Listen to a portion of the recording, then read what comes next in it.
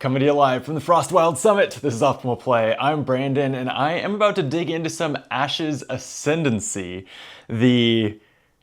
Oh man, it's gonna take some explaining what this is. It's sort of the second reboot of Ashes, Rise of the Phoenixborn, and then Ashes Reborn. It's a constructed deck card battler game, and then I will be playing the solo co-op content, which is the Dragonborn fights in this version. Before that, it was called Ashes Red Rain. So this is sort of the new starter set. Ashes Ascendancy is the almost third edition, in air quotes, of Ashes, and the second edition, also in air quotes, of the solo content, which I loved. And so I'm excited to be playing this sort of tweaked, and I'm a couple games in, feeling like an improved version of Ashes Red Rains. We'll see. I'm also recording this on December 26th. It'll go up a little bit later, but let me just wish you a belated happy holidays. I hope you had a great time with your friends, family, pets, whoever you spent it with. I hope you had a lovely holiday season. Our house was a little more festive than usual because it spent the holidays with a festive Christmas plastic tablecloth taped across the front of our house. We got a new door on like December 23rd. Our old one had some wood rot. We ordered it a long time ago. It was finally time to get it to install. It's this nice iron door. They spend kind of the morning and early afternoon installing it, and then they tell us, don't spray it down, don't wipe it down. It needs time to dry. The caulk and the other aspects of its setting need to dry. And we asked, well, what if it rains? And he said, oh, it'll be fine as long as there's not too much rain. Of course, December 23rd was the start of the biggest storm in 2 or 3 years in Los Angeles. Days of rain. It is still raining as I record this 3 days later. So we were just like, well, as long as it doesn't rain too much, it's supposed to rain 7 inches in the next 2 days. So we scrambled for what we could do before it started raining and ended up taping with like thick electrical tape this holiday-themed plastic tablecloth that we had laying around over our front door and leaving it that way over the holiday break. I don't know what our neighbors thought. And I mean, if you're a door or caulk experts, let me know in the comments whether that was worth our while. Maybe it's completely unnecessary, but it is certainly one of the things that I'm going to remember about holiday 2025 was having no front door because we had taped a tablecloth over it. And we did have friends over for Christmas dinner and stuff. They had to come in the back door. It was a whole thing, but I digress. I hope you had a great holiday. And other than the door situation, I certainly did. I guess other than the rain too. It was a lot of rain. I don't live in Los Angeles because I like rain. I like sun. Anyway, Ashes. I'm not going to do a full teach of the game. I'll explain it as I go, and I will especially explain what's different about this Dragonborn solo mode if you've played Red Rains or something and you're curious what the differences are. I did play a couple games on stream. You can find those in the live section of the channel. I've left up the archives. And I played with both of the new decks that are in the starter set, one using the new Astral dice and one using the new Artifice dice.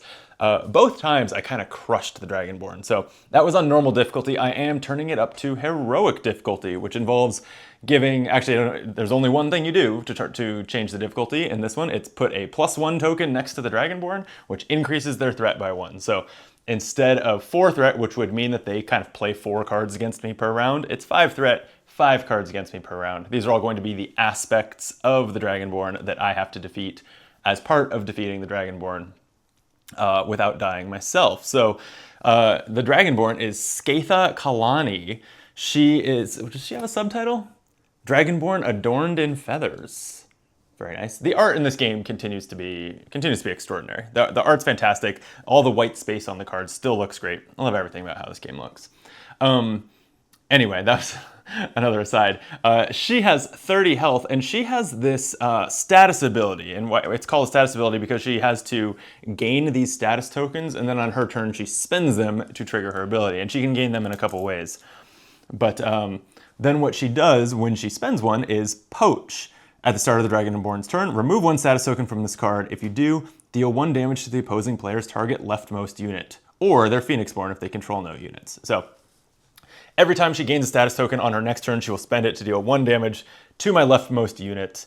And that is sort of in place of charging up for an ultimate, which is how Red Rains worked. Instead, she primarily gets those tokens by filling up this track with non-basic dice as she rolls her dice. And but it's going to happen faster, and she'll just trigger that more often, and it's not really an ultimate per se. Then she has this ready spell card, which has a top half that can be activated by her behavior, and a bottom half that does something big and then moves on to the next card in her stack of spells. And so those bigger effects, those happen between rounds. That kind of resembles the ultimates from Red Rains, but it's on a more predictable kind of schedule. You can see when it's happening and plan around it. So anyway, let me dive in. I actually haven't pulled out my first 5, which I should have. In Ashes, if you're unfamiliar, there's no mulligan or anything. You simply choose the starting 5 cards you want in your opening hand. I'm choosing both of my summon spells that can summon a supply of conjuration units. I definitely want this Aerial Strike. It can do 4 damage to a unit. It's unusual for me to choose cards that are action spells that just get discarded when you play them instead of setting up a board position in my first 5. But this one, just dealing 4 damage to take out kind of whatever the strongest aspect she throws at me is, it's so incredibly good. I just want to maximize how many of them I draw over the course of the game. And then something like the Cirrus Ranger should probably be good. Yeah, let's do that. So it's a couple of my big allies. It's my 2 of my summon ready spells and my Aerial Strike. I have one other ready spell in this deck, but I don't find it's very good in the first turn of the game. So it'll be a little more useful later on, I think. We'll see. Okay, with that, I shuffle my deck. I am ready to go. Let's see. Before I start, if you would, hit the like button below the video, subscribe to the channel if you haven't. Optimal Play is a playthrough focused channel, so we play all different games. It's not usually just me, it's actually usually friends with me. So we have a lot of fun, drink beers, banter, have a good time playing all sorts of different games, and we have no Patreon or anything, so we don't ask for your money, we just ask for your clicks. If you'd hit those buttons, we'd appreciate it. And with that, I'm going to roll my dice and start this game. Okay, not a very good roll at all. I got only 1 of the power faces, these owls, 5 basics, and 4 of the class face. So these are the new Astral Magic dice. As a side action, I can spend a power face to place that die on a unit or Phoenixborn I control. And then after that card is dealt damage, the die goes away and prevents 1 of the damage. So it's a little 1 damage shield. And then Arren Frostpeak, the Phoenixborn of Frostwild Summit, who I am playing, has the ability Ascend. As a side action, exhaust him and spend a mid-tier, a class face die. Deal 1 damage to target unit and opponent controls, and place an astral die from your exhausted pool onto this Phoenixborn. So it deals a damage to any unit and shields him. I've found that to be very powerful, especially because this Skatha, this Dragonborn in particular, seems to have a lot of 1 hit point aspects. He just takes 1 out each round. It's been really good. So let's see what use of that we can make. I am just going to start. I think I don't even want a unit out there to attack if she attacks with her very first thing. I'm just going to spend my main action to play Summon Stellar Oracle. That lets me summon these cool Dragon Stellar Oracle conjurations to the battlefield. But I'm not doing that yet because that would be a main action. As a side action, I think I'm just going to meditate. I'm going to need better dice than this. So I'm going to meditate for 2 cards, milling. You can just always do this as a side action, milling that 2 cards from top of my deck and setting 2 dice to their most powerful face. Okay, it is her turn. She, in Red Rains, the enemy, the Chimera they were called, they had a d12 that they would roll to determine kind of their behavior from a table. This has simplified it. They have, the Dragonborn have dice that are just like the player dice. They have 3 different faces on them. So this is going to determine her behavior, which is the Dragon face. Oh, this is kind of what I was playing around. Reveal an aspect and then attack with the revealed aspect if able. However, oh, interesting. It has Aegis Feathers. This has this shield icon on it, which means it's a defender. It will defend other units and the Dragonborn, but it doesn't attack. It doesn't have any of the targeting. It doesn't have any of the targeting icons on it. So I believe that means it doesn't attack. So it's back to my turn, and that is exactly the kind of thing I can just take out with my Phoenixborn. So I probably will. Why don't I'm gonna go ahead and conjure a Stellar Oracle using my Summon Stellar Oracle spell. That's gonna cost me these 2 dice. This is a 2 attack, 2 life unit with Divination 2. When this unit comes into play, draw 2 cards. If you do, place a card from your hand on top of your draw pile. So I'm drawing 2 cards. I'm gonna put one on top of my draw pile. It was Retreat, which is, I have found sort of the most niche spell. It returns a unit to my hand. It's good knowing it's there because I wouldn't be that sad to lose it if I decide to meditate some more. That's my logic for putting it back on top. So that was my main action. As a side action, I will go ahead and ascend with Arren Frostpeak. It's going to exhaust him. Spends a class face die, the moon. Deal 1 damage to target unit and opponent controls. Place an astral die from your exhausted pool onto this Phoenixborn. Okay, so he's got his astral die shielding him, and he'll deal 1 damage to Aegis Feathers. It had 1 life, so it's defeated. And it has Blood 1, which means when it's defeated, 1 wound goes through to the enemy Dragonborn. So 1/30th of the way there already. Easy peasy. That was my main and side action. So back to her. She'll roll a behavior die. It is the crown icon, which says activate the Dragonborn's ready spell, then reveal. Ready spell says that the opposing player must lower a non-basic die 1 level. So let me look at kind of my costs. I only need 1 or 2 of the owls, so I'm going to go ahead and bump an owl down to a moon. I think that's better than being stuck with more basic dice.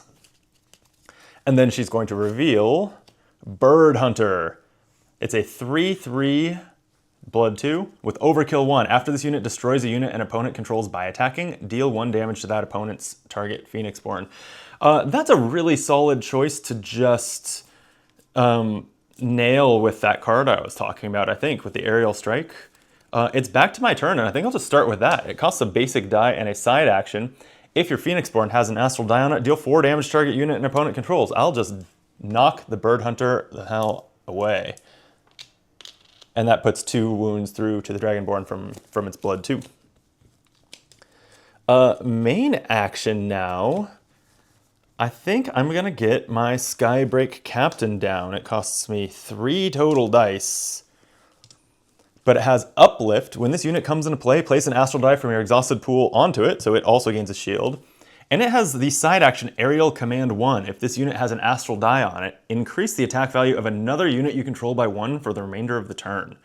So this could cause the Stellar Oracle, for example, to get to attack for 3. And there's, let me say, at least with this Dragonborn, there's a big difference between 2 and 3 damage. Kind of, I find that almost all of its one blood units, which are the easier units, have 1 hit point, and almost all the 2 blood units have 3 hit points. So being able to attack for 3 has had a lot of value in my experience. I'm glad I played some before recording this, so I can come at this sort of with a little bit of skill, a little bit of playing around what she's capable and knowing a little bit better what my deck is capable of. I think that's the better way to show the game off. Okay, so that was the main action. The side action was a spell I played. It is her turn. Sorry, that crown should be on her track here. She rolls a crown again, which activates the ready spell. It lowers a die again. I'm just gonna take a moon down to a basic this time. I'm starting to run out of dice anyway. And then reveal another Aegis Feathers. This is that same one. It's a 1/1 defender. Okay, so it's not particularly interesting to, what was I gonna say? Oh, to give +1 attack to my Stellar Oracle. What else would I want to do? Oh, I have the perfect counter to this. Okay, because the turn passes back to me. I will go ahead and play my Cirrus Ranger ally. That's going to cost me 2 dice. It has Aerial Ambush 1. When this unit comes into play, if your Phoenixborn has an astral die on it, deal 1 damage to, oh, shoot, I forgot, to target Phoenixborn and opponent controls. Well, okay, never mind. It doesn't take out Aegis Feathers, but it does do a wound to the Dragonborn. In this case, Dragonborn counts as a Phoenixborn for the templating of these cards. It's a whole thing. And lower one die that opponent controls. So I can actually bump one of her crowns back down to a basic and slow down her charging up her ability. So that was my main action. I don't have a side action unless I want to use it to... I'm looking at what other uses for dice do I have? I don't have much. I don't really have a plan for this one die. So I have one more summon spell, which I will probably play by the time the round is over, Summon Frost Talon. But what it summons is this 1/1 owl, and they have stalk they can't be guarded against. They're nice, but I know that the progress ability, so basically the between rounds ability on her current spell, is going to do 1 damage to all my units. So that would just wipe that right back off the board, kind of no matter what happens. So it's not a big priority to me to summon it this round. So I'm not going to save the die for that. I'm going to go ahead and put it on the Stellar Oracle. And that way, the Stellar Oracle could consider attacking the Aegis Feathers next time, take 1 damage back, and it will still have 2 life and survive that 1 damage AoE. That's my logic. We'll see if it plays out. There's still lots of aspects to reveal. Okay, then, with that, it is her turn. So she will roll a behavior die. Basic, which says attack if able, if not revealed. Aegis Feathers cannot attack, and so she reveals Seer. This has 3 attack, 2 life, and says gets 2 status tokens. Seer, at the start of the Dragonborn's turn, remove 1 status token from this unit to deal 1 damage to the opposing player's Phoenixborn. So this will deal damage straight to my dome. That can actually be, in some of my previous plays, I have found that really annoying because it can knock off that die that my other cards reward me for having an Astral Die on my Phoenixborn, right? You've seen a couple of those. That said, I don't think I have any more need for that this round, and the dice clear anyway, so I don't care too much if that hits me. I do obviously want to kill it, though, for reasons such as killing her units and ultimately winning the game. So maybe I do want to attack that here. It's back to my turn. I guess there's no reason to let it sit there pinging me. So the Skybreak Captain can attack that, would take 3 damage back, so would land with 1 damage left, but it will recover. It has recover too. It would recover before her AoE goes off, right? I'm double checking my phases here to double check that order. Yes, that's the case. So that seems like what I want to use to take out the Seer. In the meantime, Aegis Feathers would guard for it because it has this shield icon in the corner, so I need to take that out first. I think I'll attack Aegis Feathers with my Cirrus Ranger because it will have 1 wound on it and it has recover 1, so as long as it survives the round, it will recover that wound. Seems like a good trade, so Cirrus Ranger attacks into Aegis Feathers, defeats it. That puts a 5th wound out of 30 on the Dragonborn. And with that, I will pass the turn to her, which means she starts by spending a token from the Seer aspect to deal a damage to my face. And then she'll roll a behavior die. It's the Crown again. Activate the Ready spell. Oh, that bumps one of my dice down. Oh, damn, I don't have any. There's no alternative consequence, so that's nice. And then reveal her last aspect. Rapid Flight. It's a 2 attack, 1 life with Quick Strike. While this unit is attacking, it deals its damage before units in battle with it. Mildly annoying. How am I going to deal with that? I don't really have a plan for that. I don't have any dice left, so I don't really have any tricks to pull. That might, and it's going to attack my rightmost unit unless, maybe I'll just guard, maybe I'll just take that damage with my Phoenixborn and let it sit around. For now, it's my turn, and I think I'm going to follow through with my plan from a moment ago. Use the Skybreak Captain to attack the Seer, which means it will attack for 3? Yeah, because the other thing I could do before I exhaust this is try to get value out of its aerial command, but I'm not really seeing it. So, attack for 3, that's enough to defeat the Seer. Seer is going to deal its 3 attack back, which will go 1, popping the die shield, 2, 3. Okay, Seer is defeated. That is 2 damage to the Phoenixborn. Rapid Flight is left. Okay, with that I don't have a side action, so I pass the turn, and now when there are no aspects left, she's not going to roll a behavior die. Oh, I'm sorry, I forgot. This is important. When I attack the Seer, I have to roll a die to see whether she guards for it. So let me back up slightly. That 2 blood, not there yet. Let me just roll that defense die, or the behavior die. On a basic symbol she guards. She did not get a basic symbol. So the good news is that does go through as planned. Seer is defeated. The bad news is when she doesn't guard, she has rolled one of her behavior dice. It is still going to go onto this track. So it's sort of every time you attack one of her aspects, she is going to do one of those 2 things, either guard and fuck up your attack math, or she is going to progress towards using her ability more. It's kind of damned if you do, damned if you don't, in a way that I actually really like. I think it just makes you have to be really careful and thoughtful with your attacks. And it doesn't feel quite as like swingy, because there's a bad consequence either way. It's which of 2 bad things happens. It's not does she guard or does nothing happen. I think it's a good improvement. Okay, so that's my turn. I have no side action. She's gonna go, she doesn't roll a die because she has no face down aspects. She simply attacks with the one she has. So Rapid Flight targets my rightmost unit. I don't really want it to though, so once per round I can kind of, it's not exhaust because these are exhaust tokens. Speaking of which, the captain's exhausted. I can turn my Phoenixborn sideways to intercept an attack that would go against one of my units. So I take it to the face instead, and I take 2 wounds, but my ranger stays alive. I think that's well worth.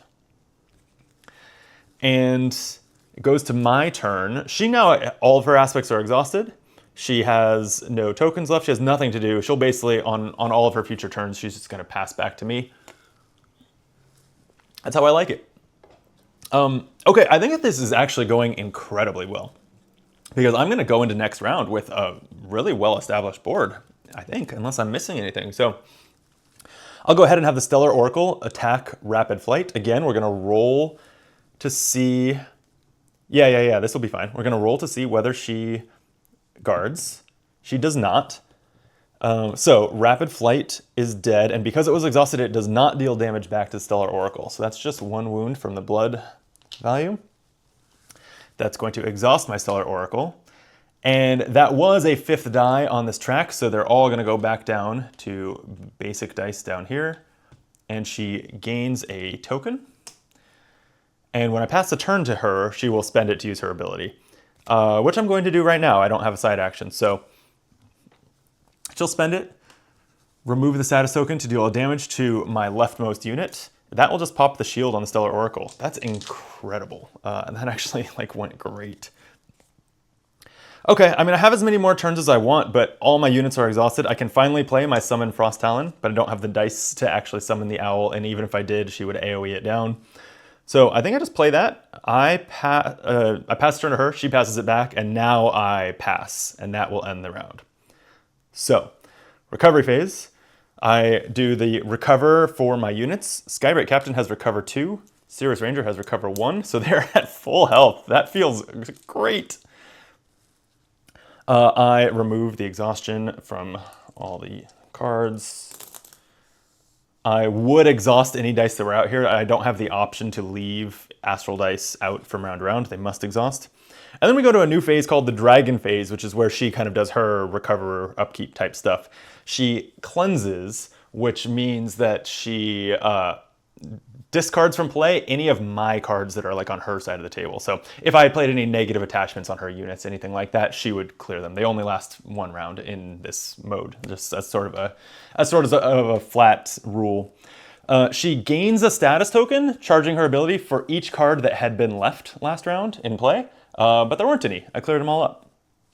Then she replenishes aspects. Her threat is 5, thanks to the +1. She's going to put out 5 new face down cards. We have a 1 blood, 2 blood, 1 blood, 2 blood, 1 blood. A nice Simple variety again. You can tell from the icons down here in the corners of the cards whether they are 1 or 2 blood, which I don't really find that interesting to play around. I kind of wish it wasn't there, but it does help for setting up the game. You need specific 1s and 2s, so it's at least handy for that.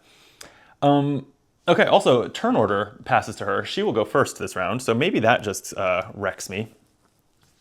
And finally, she progresses. So this is where her ready spell goes off. It says, deal 1 damage to all opposing players' units. So that's just going to go 1, 1, 1. So they're obviously not healthy anymore. But the fact that they all survived this, I feel really good about. And then we move on to the next ready spell. I can't believe this is just called ready spell. It's like it's one of those card gamey things. It's an artifact of the templating of the game that when you play a spell that stays on the table, it's called a ready spell because it's ready to use over and over. And then just the title of her card then is like, this is a ready spell Roman numeral 2. I feel like they could have done better than that. This doesn't have to say ready spell. They could just name this something flavorful. It's an odd choice. Anyway, I digress. This round, when this gets activated, she will deal 1 damage to my choice, the player's choice, of my rightmost unit or my Phoenixborn. So I might have to make some awkward decisions about whether I want to like sacrifice my rightmost unit or lose the astral die if I currently have one on my Phoenixborn. Could be annoying. Okay, that's it for the dragon phase. Now the prepare phase, this is where I roll all of my dice again. Much better roll. 4 owls, 3 moons, and only 3 basics. Hell yeah. Okay, feel great about that roll.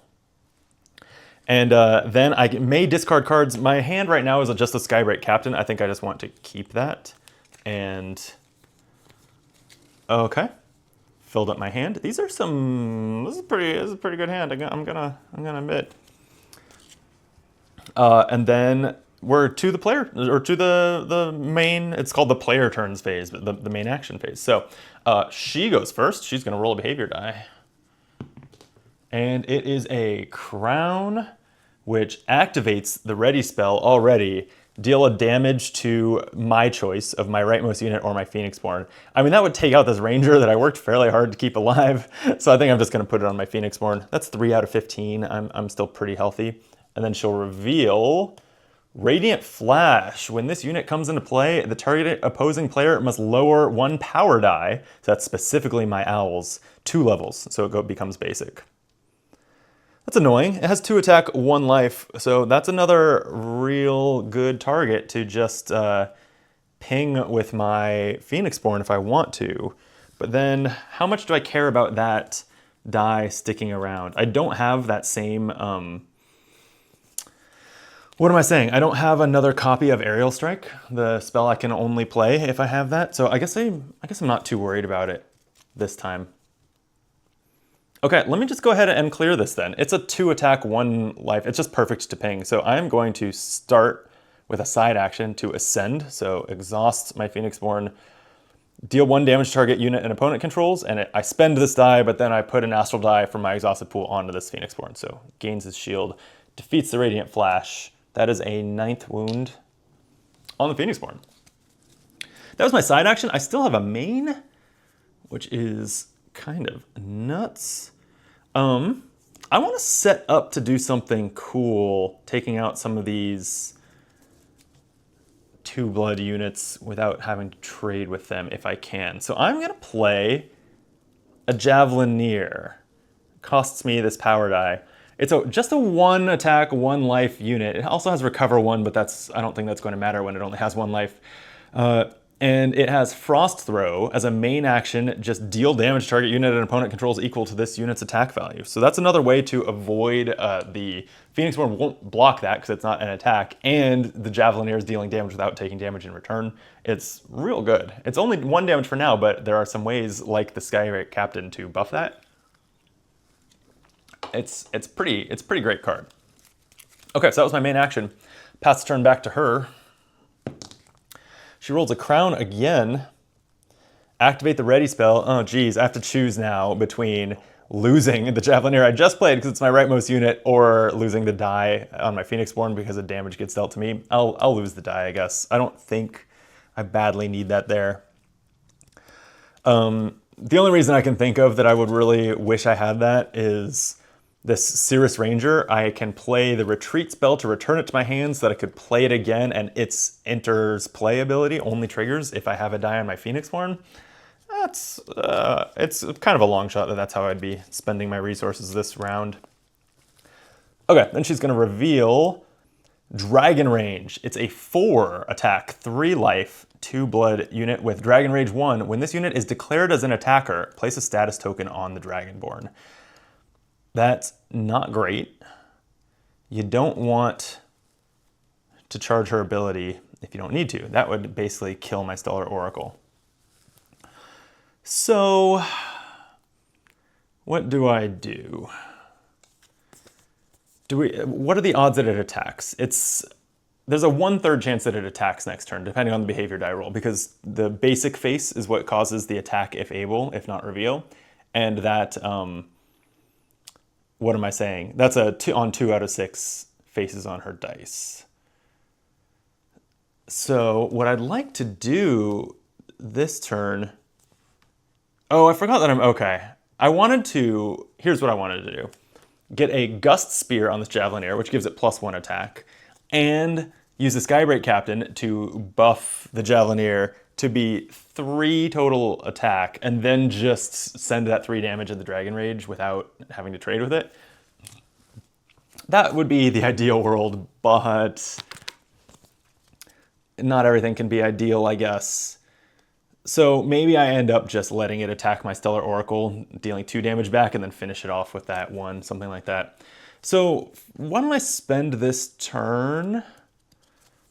I'm just gonna play a couple things. I have another Skybreak Captain, so that cost me 3 dice, but just like the last time, one of the exhausted dice goes onto it as a shield, and it has, now that it has that die, it can use its side action to buff another unit.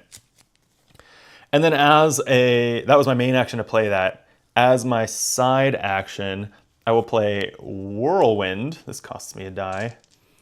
This is a ready spell that just lowers 2 of my opponent's dice 1 level, so it can slow down her ability. And if my Phoenixborn has an Astral Die on it, I draw a card. So I lose out on that by having lost that Astral Die, but that's okay.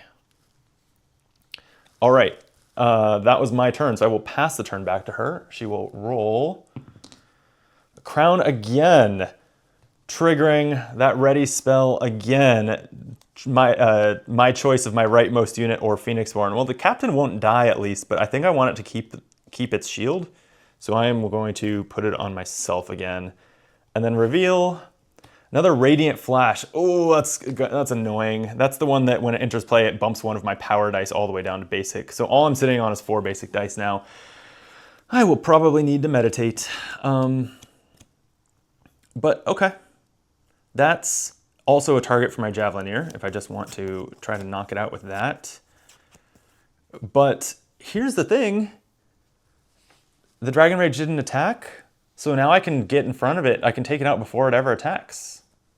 I'm gonna do that. Well, as long as she doesn't guard, but we will see. So I am going to use the Skybreak Captain's side action. If it has an Astral Die on it, increase the attack value of another unit I control by 1 for the remainder of the turn. I'm gonna increase the Stellar Oracle, and then I will, so it's at 3 attack, and then I'll attack the Dragon Rage with the Stellar Oracle. It only has 1 hit point left. Seems like they'll trade, but that seems like a pretty good trade. That said, we need to see whether she guards. On a basic face on this die, she would guard this. She does not. Ooh, dragon face, but it just goes in the track. She does not guard it, so that's going to work. Stellar Oracle trades with this Dragon Rage, putting 2 wounds through to the boss, taking her from 9 to 11. I feel great about that going that way. Okay. That was my turn. I wish I could do anything to reduce some of her dice. I just didn't leave. I did that attack. I don't have the actions to do it. So she might end up charging her ability up here, but that's okay. It is her turn. So if she rolls anything but a basic, she will charge her ability up. She rolled a basic. Okay. That's attack if able, if not reveal. Radiant Flash can attack. It aims at my face, this icon means. I think that's fine. That'll exhaust it. It'll deal 2 wounds to me, putting me at 6 out of 15 wounds. That's starting to climb, but it's not too scary. And now that that's exhausted, it won't deal damage back if I attack it, which makes it really easy to take out. And that was it. It was attack if able, if not reveal. So, okay, sick. So what I'm definitely gonna do now is play the, oh, I don't have the dice. Oh man. All right, I have to meditate. And I mean, I think I'm on pace to probably end this in 3 rounds. Hopefully, this is going well, knock on wood.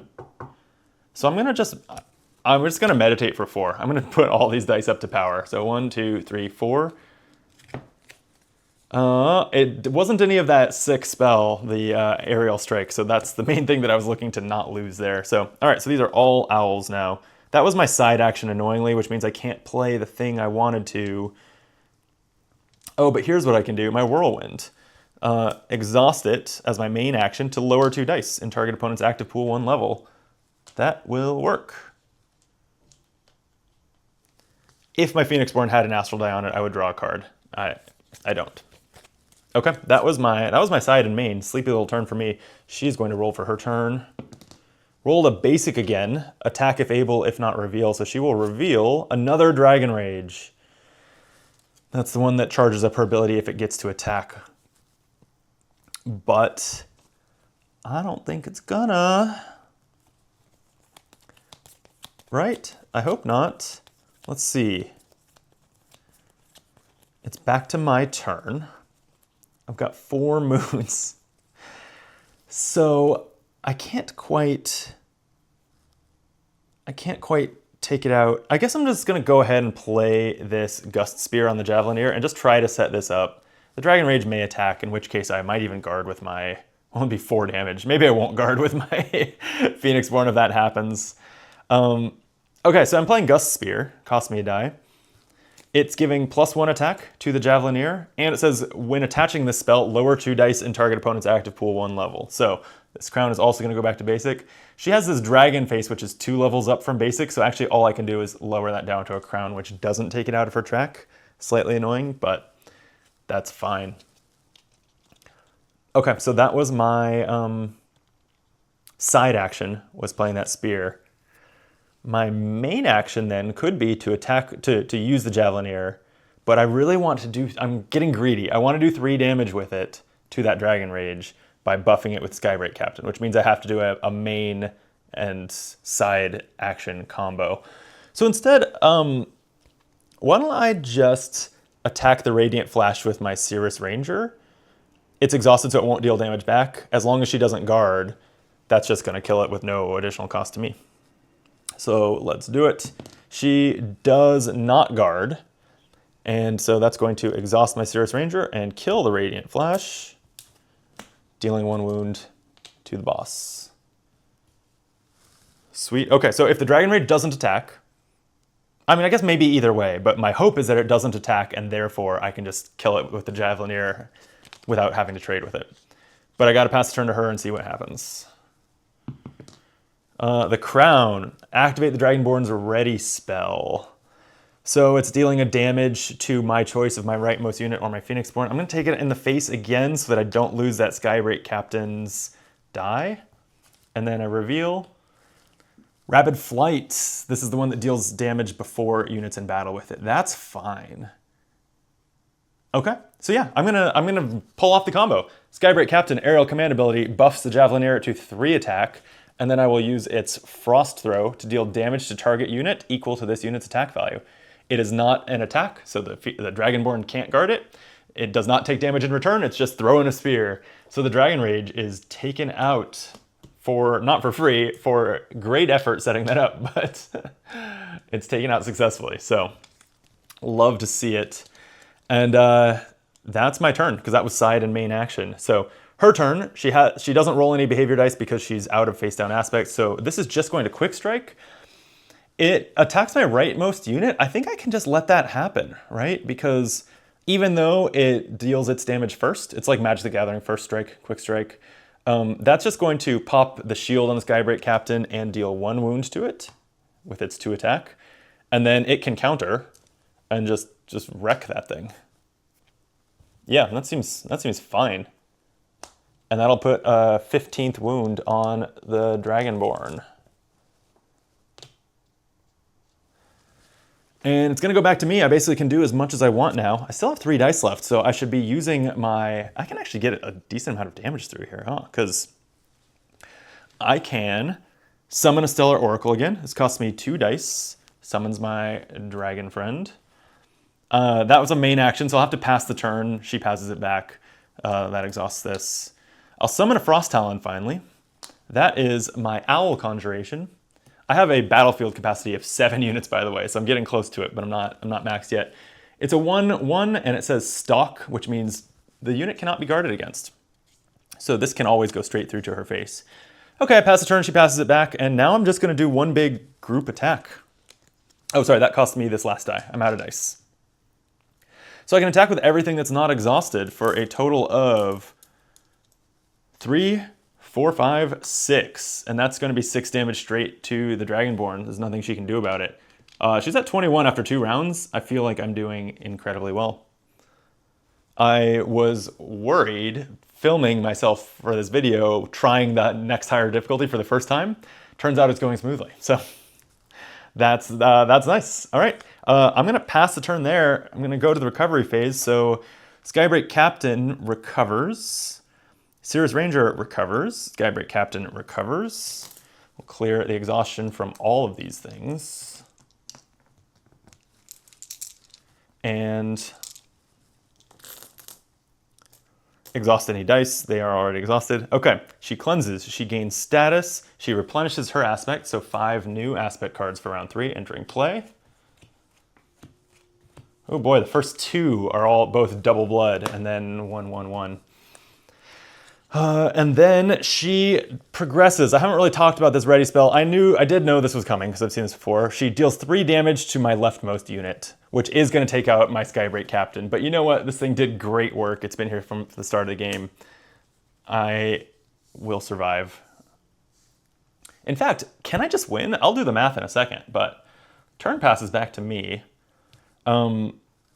She advances to her 3rd ready spell, which says when activated, the opposing player may discard 1 card from their hand or off the top of their draw pile. If they don't, deal damage to their Phoenixborn. So she basically like tries to mill me out. That's not that scary. And the progress ability on here is deal 3 damage to each opposing player's leftmost unit. So it would take out my leftmost unit. And then add an extra aspect for the next round. So basically after this, she keeps hitting me for 3 to my leftmost unit each time. And she goes up to 6 threat functionally because there's only 3 ready spells, so she just repeats this one. That said, I think I'm going to probably close this game out pretty quick here. I will roll my dice. That is just 1 power, a lot of moons, 3 basic. Okay, kind of annoying, but that should be all right. I'm gonna go ahead and discard the retreat that was in my hand, just to have more capacity for fun cards. There's an aerial strike, you love to see it. Okay, but here's the question. Now that I go first, can I just kill her? Can I do 9 to her? I think so, yeah. Because everything would attack at once, she has no aspects face up. She would just have to take the damage. And it would be 1, 2, 3, 4, 5, 6, 7, 8, 9, 10. 10. I just attack her because you can't, when you attack the Phoenixborn, you can attack with multiple units at a time. I just attack her with everything, and that's puts her at 31 out of 30 wounds. I win. Wow. This went extremely smoothly. I really didn't think that cranking up the difficulty would still leave it going this well. So I wonder if the Dragonborn, I don't know, like the Dragonborn's maybe a little undertuned, or maybe these decks are quite good. This is just the pre-constructed starter deck. Or maybe it is meant to be pretty winnable until you crank the difficulty way up. I think that kind of the rule book just says like that was, or what, with no +1 threat tokens, you're playing on standard difficulty. With a +1 threat, you're playing on heroic difficulty, and that's kind of all it says. but nothing is stopping me. And in fact, the game comes with more of these +1 tokens. Nothing is stopping me from adding another one, right, and playing with her on 6th threat. So I think that would be the next step if I want to do that. So yeah, as someone who likes my co-op and solo games to be hard and punishing, like I find that maybe a hair disappointing, but still very fun. I had a great time. I think that this deck is, if you watch me play it on stream, you'll remember how kind of surprised I was by how powerful it feels, because the Astral Magic, at least the dice power, which is usually sort of supposed to point, I think, to sort of the archetypes of decks, like the types of things that the magic in general, the cards played by those dice, will also do. It's very defensive, right? It just prevents damage. So I looked at this deck, I read the cards, and I was like, this isn't proactive enough. How do you win? How do you do damage? Turns out you can deal plenty of damage, despite the dice being defensive in nature. As long as you have them on your Phoenixborn, you have some very offensive abilities and just some kind of very well statted, some powerful units. Yeah, very cool. Well, thank you for watching. I am definitely going to do another video of the Ashes Ascendancy set where I take on Skatha the Dragonborn with the Artifice deck, because that one's it's similar and different. It's actually kind of similar.